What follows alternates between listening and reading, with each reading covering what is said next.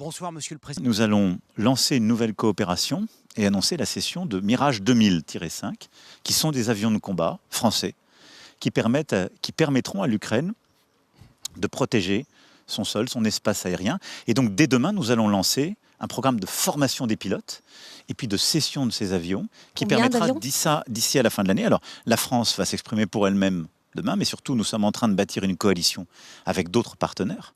Donc je ne serai pas définitif ce soir sur le nom. Et je n'ai pas dit, aujourd'hui vous avez des formateurs sur le terrain français. Ni nous allons le faire, non, ni nous allons le faire demain. Ce que je vous dis, c'est que pourquoi l'exclurions-nous?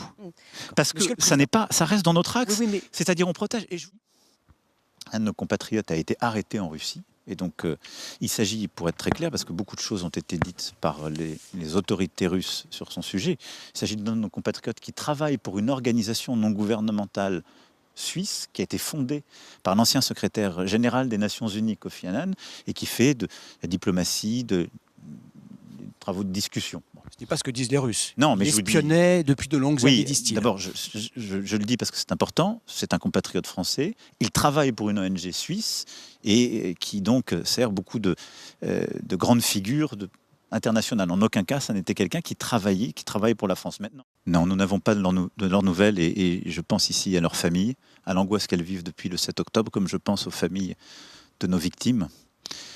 Nous faisons tout pour, et c'est évidemment un des éléments importants pour nous de ce plan qui est sur la table, qui est un plan de cessez-le-feu, de libération d'otages et de reprise de dialogue.